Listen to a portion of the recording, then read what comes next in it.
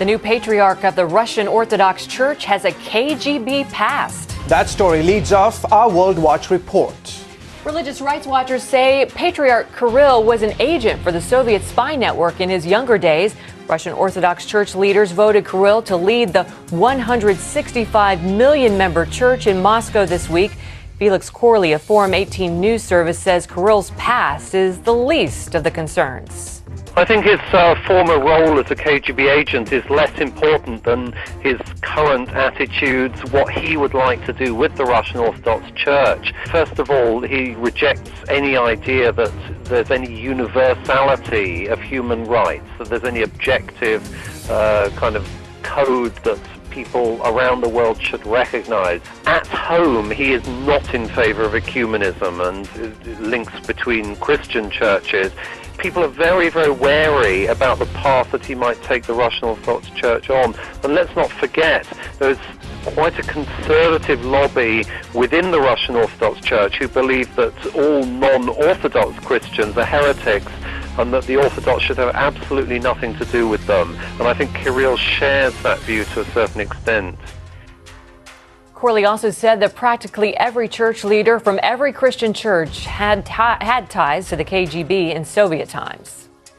Updating you on a story we brought to you last week, Bolivian voters approved a new constitution that grants additional rights to indigenous communities. It also allows their socialist president, Evo Morales, to run for another term of office. Church leaders are critical of the new constitution. They say it favors Bolivia's ancient religions and could impose limits on the Christian faith. But they also say it has prompted public discussions about God.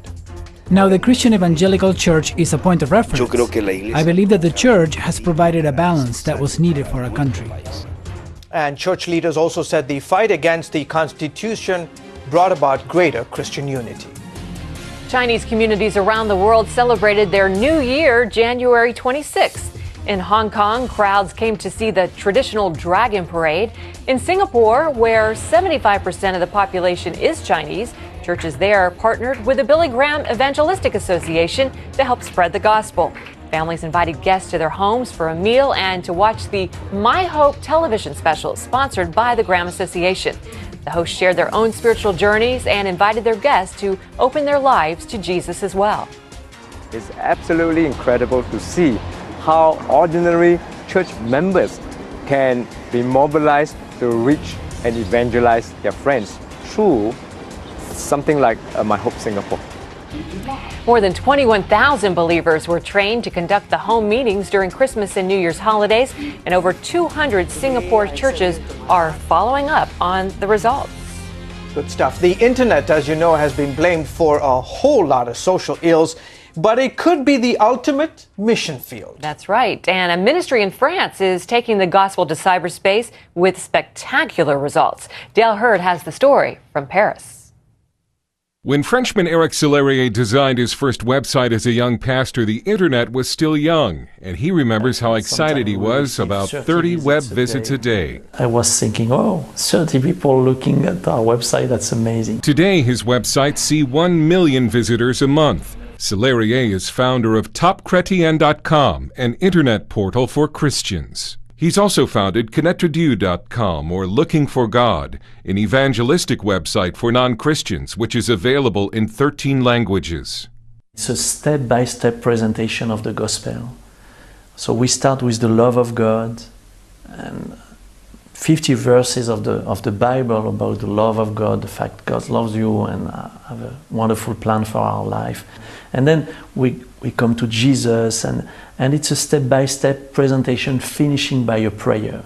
When we launched that in 2005 in French language, we were amazed by the results of thousands of people looking for God on the internet, coming into the website and saying, I want to become a Christian. Every day sees 1,300 decisions for Christ, and this month the number of decisions reached the symbolic 1 million mark. And thanks to an add-on available for Google Earth, you can watch the decisions for Christ in real time. Hundreds of volunteers around the world are standing by to respond to these decisions for Christ often the moment they occur. Salarié also buys Google or Yahoo AdWords so that people using a search engine looking for answers about God find his website. It's what we are doing for some word like Allah, it's God in Arabic, to be there. So when someone is in Saudi Arabia, is typing Allah into Google, he will find an advertisement in Arabic saying, Allah loves you. And click here to know more, and he will come to our website.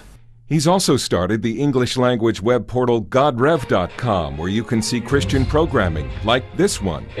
In France, an entrepreneur had a vision that he would use the internet to reach the world with the gospel. And today his websites are doing just that. Salarié calls himself a pioneer in evangelism using new technologies. You might also call him an evangelistic entrepreneur, and his mission field is cyberspace. And that's the way we are seeing internet, as a mission field where we can reach people for Christ. And that's working. That's really working. Dale Hurd, CBN News, Paris.